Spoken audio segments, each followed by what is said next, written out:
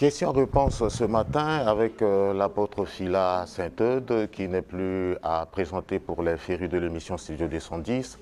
Bonjour mesdames, bonjour messieurs.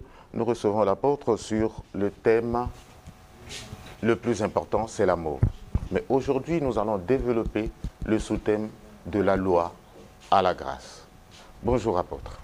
Bonjour, merci. De la loi à la grâce, dites-nous, qu'est-ce que la loi pour vous? Qu'est-ce que la grâce pour vous? Merci. La loi, au-delà du fait qu'elle soit un code pour l'ancien peuple de Dieu, un code comme l'aura été certains codes juridiques des anciens temps, des anciennes civilisations, tout comme le tout premier, le code d'Urnama, qui est le code juridique ou le corpus juridique le plus ancien. Et après, les juristes évoquent souvent le code d'Hammurabi en Mésopotamie, écrit même en langue africaine, disons noir ou sumérien. Et à l'époque, donc là, je cite en passant, nous sommes à près de 18 siècles et 20 siècles avant Jésus-Christ. Et quand Dieu se révèle à Moïse, comme il fait d'habitude, il entre dans une culture, il emploie les langages de l'environnement culturel et Dieu se permet souverainement de parler en langage de code. Et il donne aussi un code moral, un code juridique, un contrat social ou un code social à son peuple. C'est aussi un code sacerdotal en même temps parce que dans la configuration traditionnelle et culturelle de l'époque, le roi était en même temps prêtre, si vous voulez. Oui. Entrez dans l'histoire, vous allez voir qu'il y avait cette, pour ne pas dire dualité, les deux marchaient ensemble. Donc quand Dieu se révèle à Moïse conformément à ses promesses donné à Abraham, et il se bâtirait un peuple. Et quand Dieu le fait, il donne la loi à Moïse comme un code tel que j'ai cité, même un code pénal et tout, comme on en a eu dans toutes les civilisations. Donc, cette loi devrait être le code de législation du premier peuple constitué par Dieu sur la terre. Une nation, un pays, donc un lieu, et puis un État théocratique. Donc il n'y a pas d'État sans constitution. Et la constitution de l'ancien peuple de Dieu devait être fondée sur ce code. Je peux parler de code Moïse, si vous voulez. Et c'est un corpus des principes qui devraient régir le peuple de Dieu de l'ancienne alliance. C'est comme ça qu'il a donné des lois à Moïse qu'on appelait les 10 commandements. Et je veux insister sur le fait que c'était une loi, un code provisoire en attendant le véritable code que Jésus a amené, donc la loi de la nouvelle alliance. Quand Jésus arrive, il amène un nouveau code, une nouvelle constitution pour le royaume de Dieu qui devait être établi sur la terre. Il apporte la loi et c'est ce qu'on va expliquer. C'est la loi de la grâce et de la vérité. Tenez Jean chapitre 1 verset 17. Il est écrit là-bas que la loi a été donnée par Moïse, mais la grâce et la vérité ont été apportées par Jésus-Christ. Donc c'est pour dire que du point de vue sacerdotal, nous sommes sous le régime christocratique. Donc le royaume de Dieu est représenté par Jésus-Christ qui a donné une loi qui simplifie les 10 commandements. Si nous lisons dans Galates 5, dans d'autres versets, dans Romains, un peu partout, si on a le temps, on pourra lire, nous lisons la loi royale dans la loi de l'amour. Donc il est question ici non plus du légalisme lévitique de la loi ancienne, ne fait plus cela, qui était, Dieu a employé même le langage comme on trouvera dans même dans la loi du Talion, même dans la loi d'Hammurabi, et tout, quand quelqu'un tuait, on le tuait également. Alors Dieu souverainement s'est permis parce que quand ces rois, autant Ur-Nama ou Ur-Nammu, autant le roi d'Hammurabi, eux tous, l'histoire nous renseigne qu'ils ont réussi à unifier, c'était comme des dictateurs. Ils ont réussi à unifier leur royaume comme personne n'a pu le faire à cause de leur dictature. C'est le traitement que Dieu a permis, que l'humain, à cause de ses égarements, méritait. Alors, apôtre, s'il vous plaît, je rappelle à nos téléspectateurs que l'émission, vous pouvez intervenir au numéro 06 706 32 32. Je reprends, 06 706 32 32. Vous pouvez appeler à ce numéro et poser vos questions à l'apôtre. Alors, la deuxième question est celle-ci, apôtre. La loi, comme vous venez de le dire, était instituée par Dieu. C'est ce Dieu-là qui a encore envoyé Jésus-Christ, qui a emmené une seconde loi. Est-ce qu'on peut l'appeler une nouvelle loi? La loi de la grâce. Ce qui veut dire que la première loi est caduque. La première loi est caduque. Expliquez-nous. Justement, je ne le dirai pas mieux que la Bible. Je renvoie dans Hébreux 9, et puis voilà, je donnerai quelques passages dans Galates aussi, Dieu voulant, dans quelques minutes. En effet, la loi cérémonielle, nous l'avons déjà dit, qui fait partie de trois dimensions, dans la classification de la loi ancienne, il y a trois parties. Dans la loi civile, qui relevait du code moral, social, sociétal même, qui établissait le type de rapport que les uns devraient avoir envers les autres. La loi sacerdotale touchait le sacerdoce, justement, comment s'approcher de Dieu, comment se purifier, comment, voilà.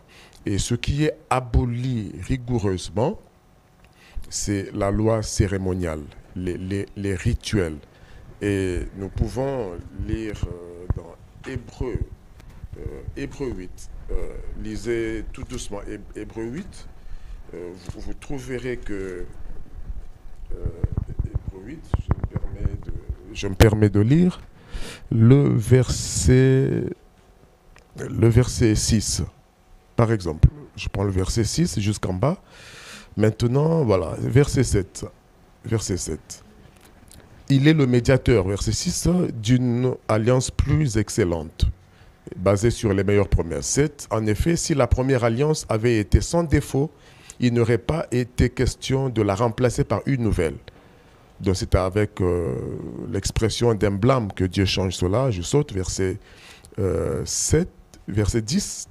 Mais voici l'alliance que je ferai avec la maison d'Israël. Je mettrai mes lois dans leur cœur. Je les écrirai dans leur cœur. Et puis le dernier verset, en disant une alliance nouvelle, il a déclaré ancienne la première. Or, ce qui est ancien, ce qui a vieilli est prêt à disparaître. Si je lis plus loin, nous trouverons même le mot abolition bien avant et rétablissement. Donc là, je vous renvoie dans Hébreux chapitre 7. Il y a ainsi abolition d'une ordonnance antérieure à cause de son impuissance et de son inutilité, car la loi n'a rien amené à la perfection, et introduction d'une meilleure espérance par laquelle nous approchons de Dieu, donc par Jésus-Christ. La Bible ne peut pas être plus claire que l'ancienne alliance, j'insiste, dans sa dimension ou sa portée cérémoniale, a été remplacée par le sacrifice de Jésus-Christ sur la croix. Ça nous dégage, ça nous rend libres. On n'a plus quelque chose à brûler pour avoir le pardon de Dieu. On n'a plus quelque chose à porter comme les anciens souverains sacrificateurs pour avoir un caractère sacré.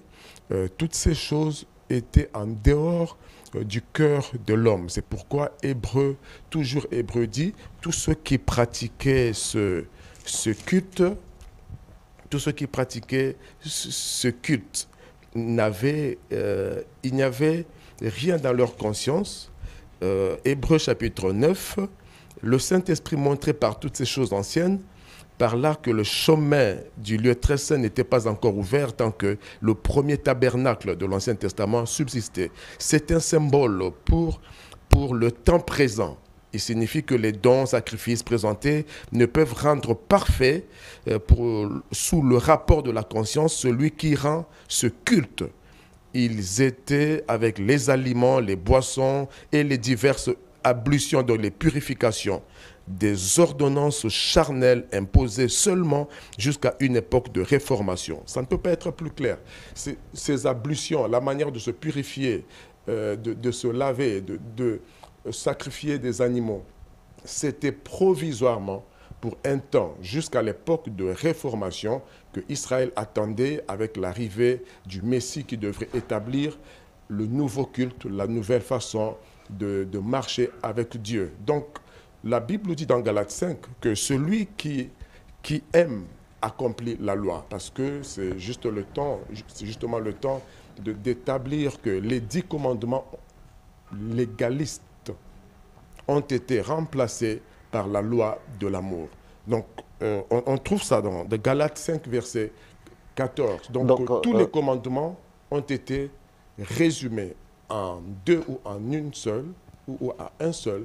Tu aimeras Dieu et tu aimeras ton prochain comme toi-même. C'est la religion du cœur. Donc, Jésus leur disait que ce peuple m'honore des lèvres. Donc, les religieux ont les versets dans la Bible, mais leur cœur ne change jamais, alors que Dieu regarde au cœur, l'homme regarde à ce qui frappe l'œil. La vraie religion, si on veut, c'est la religion du cœur, comme dit Alors, Jacques. Le plus important, c'est l'amour. Le plus important, c'est l'amour, c'est vrai ce que vous venez de dire. Donc, nous devons comprendre par là que la nouvelle alliance est la manifestation parfaite de l'amour de Dieu. La nouvelle alliance, vous l'avez dit, est la manifestation parfaite de l'amour de Dieu. Parce que dans 1 Jean 4, 8, la Bible déclare que Dieu est amour.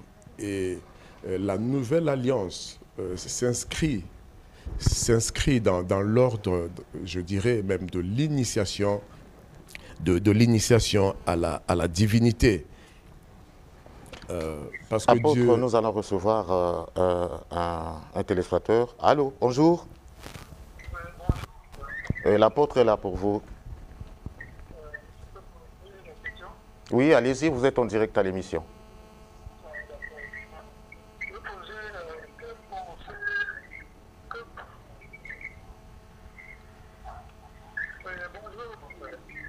Allez-y, monsieur. On vous suit, vous êtes en direct.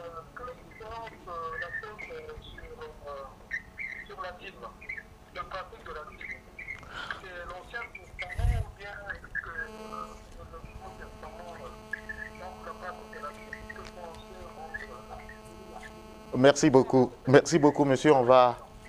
L'apôtre vous a suivi. Que pensez-vous de la dîme? C'est l'Ancien Testament ou c'est le Nouveau Testament? Bon. Sur la pratique de la dîme, il insiste. Ok, je pense pouvoir être bref là-dessus. Donc, j'inscris ça dans le principe de la grâce, de la loi à la grâce. Et aujourd'hui, si nous devons apporter la dîme, on doit l'apporter sous le signe ou les signes de la grâce. On ne peut plus apporter la dîme mosaïque. Si la dîme est une forme d'offrande en ce qu'on apporte dans la maison de Dieu, sous la loi ou le régime théocratique dans l'Ancien Testament, c'était comme une sorte d'impôt qu'on apportait dans la maison du trésor. Tous ceux qui travaillaient devraient apporter une redevance parce que le peuple se devait ainsi à Dieu, devait marquer cette alliance. Ainsi, si nous sommes dans la nouvelle alliance, nous ne pouvons pas apporter la dîme comme une offrande de l'ancienne alliance.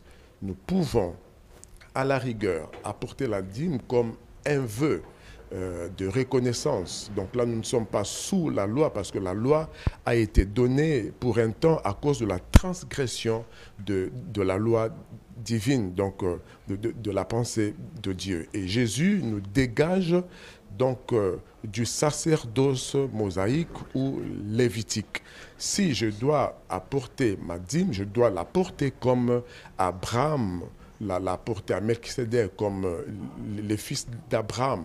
En termes de vœux, nous encouragerons un chrétien mature et normal n'a pas besoin de la chicotte de la loi pour apporter le minimum qu'il puisse trouver. Beaucoup de prédicateurs et enseignants tâtonnent en confondant les prémices à la dîme parce qu'on veut forcer la Bible à dire ce que Dieu n'a pas dit dans la Nouvelle Alliance. L'honnêteté sacerdotale exigerait qu'on dégage la nuance entre la dîme de Moïse et la dîme de Malachie ne peut pas être tenue comme une chicotte pour menacer le peuple de Dieu. On doit enseigner le peuple à faire des vœux. Comment rendrai-je à l'Éternel tous ses bienfaits envers moi? Pas de dîme de Moïse, à la rigueur des dîmes d'Abraham en tant que vœu. Il faut amener le peuple de Dieu à ce niveau d'amour et de reconnaissance envers autre Dieu. Téléspectateur. Bonjour. Oui, bonjour. Oui, nous vous êtes en direct de Studio 210. Quelle est votre question? Oui, mais il y a une question que je voudrais poser là, mais comme il y a un peu de parler. Ah, d'accord, ok, Comment? merci. On passe. Alors, apôtre, concernant la dîme, est-ce que les chrétiens d'aujourd'hui sont tenus de respecter les 1/10? C'est le minimum presque requis. Si un chrétien m'apporte 2% de son revenu et que c'est un milliardaire et qu'il appelle ça la dîme, j'accepterai même que ça s'appelle dîme, bien que ce n'est plus la 10e partie. Tous les pasteurs diront la même chose. On ne peut pas se limiter aux chiffres. C'est le principe qui compte. Il y a des gens qui sont au-delà de la dîme, qui vont au-delà de la dîme. Ils donnent 20% à Dieu, c'est leur vœu. D'autres donnent même juste leur chiffre, le strict minimum, même 1% de leur chiffre d'affaires. Ils appellent ça dîme. Sous la grâce, on n'est pas obligé, on n'est pas tenu par la même obligation que dans l'ancienne alliance. Voilà, le caractère obligatoire n'a plus sa valeur. Non, il n'y a plus de légalisme dans la nouvelle alliance. On doit apporter libéralement et on doit faire des vœux à Dieu. Et nous empruntons, comme Jésus le faisait dans l'Ancien Testament, il pouvait puiser dans le jargon de l'ancienne alliance, juste pour établir et encourager dans certains principes, tout comme Ecclésia. Ecclésia, ce n'est pas... Un autre téléspectateur. ce n'est pas Jésus qui a inventé, mais Bonjour. il a pris dans l'Ancien Testament. Bonjour, vous êtes en direct de Télé Congo. Oui, mais vous n'aviez pas de question. Posez votre question, soyez précis. Je voulais poser la question à l'apôtre. Oui. Je voulais poser la question à l'apôtre. Allez-y, suivez-nous par votre téléphone. Ne nous suivez pas à l'écran. Savoir, tout à l'heure, comme il parlait de l'ancienne alliance et la nouvelle alliance. Oui, allez-y. On a posé la question sur la dîme. La dîme, c'était... donc, il disait que la dîme, c'était une pratique de l'ancienne alliance. Dans les 28 chapitres de Actes des Apôtres, la dîme n'est pas mentionnée. Et pourquoi les pasteurs d'aujourd'hui prélèvent la dîme aux croyants? Maintenant, ma deuxième préoccupation, il a parlé des commandements. Sur les 10 commandements, le Seigneur a réduit ça un peu. Mais pourquoi eux, ils n'observent pas le 4e commandement qui est le Shabbat? Parce que le Shabbat, c'est le dernier jour de la semaine selon le calendrier juif. Mais eux, ils prient le dimanche qui est le premier jour de la semaine. Donc c'est ces deux préoccupations-là. Ok, merci beaucoup. L'apôtre vous a suivi. Ok, commençons par sa dernière préoccupation. Dans Colossiens 2, même dans Romains, tout comme dans Galates, la Bible établit que la nouvelle alliance, donc Jésus, nous a déchargé des contraintes de la loi. Colossiens 2, versets 14, 15. L'observance des jours, les pleines lunes et les sabbats, font partie de l'acte dont les ordonnances nous condamnaient. Parce que dans la loi, il était difficile d'accomplir toutes ces choses. Observer les nouvelles lunes, les pleines lunes, le sabbat, c'était très difficile. Il ne fallait pas travailler samedi. Vous qui voulez observer la loi du sabbat, alors ne faites rien le jour de samedi. Ne vendez rien, n'achetez rien. Vous comprendrez qu'il était quasiment impossible et très difficile d'obéir à la loi. Parce que le sabbat faisait aussi partie de la loi cultuelle. Alors Jésus a effacé, Colossiens 2, 14, a effacé l'acte dont les ordonnances nous condamnaient, donc qui subsistait sur nous jusqu'à Moïse. Nous sommes dégagés de toutes ces lois liées à ce qu'il faut manger, ne plus manger. On est libre de tout manger, on est libre d'observer tous les jours. Donc, on est dégagé de la loi du sabbat par l'unique sacrifice de Jésus sur la croix. Chrétiens, vous êtes libres de tout manger, comme Paul a dit à Timothée. Vous pouvez manger avec action de grâce de tout ce qui est vendu au marché. Ça faisait partie de l'ancien culte. Dieu a dit que celui, Romains 8 que je citais tout à l'heure, que celui qui aime a accompli la loi. Donc si vous aimez Dieu de votre cœur, bonjour. Votre prochain comme vous-même, vous avez accompli toute la loi de Moïse. Vous êtes en direct sur Télé Congo. Oui. Est-ce que quelqu'un de mon frère le présentateur là, dites-lui que c'est son frère. Je le cherche depuis longtemps là. Excusez, apôtre, nous sommes arrivés pratiquement à la fin de notre entretien.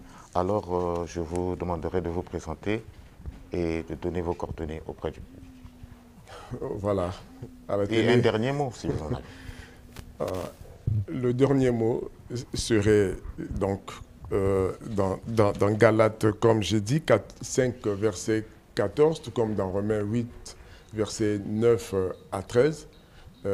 L'amour accomplit la loi. Celui qui aime accomplit la loi. Dieu nous a fait la grâce de nous dégager des contraintes de la loi en la simplifiant en un seul commandement ou en deux. Tu aimeras l'Éternel de Dieu de tout ton cœur et tu aimeras ton prochain comme toi-même. C'est le véritable code d'initiation à la divinité. Et c'est pourquoi nous avons dit que le plus important,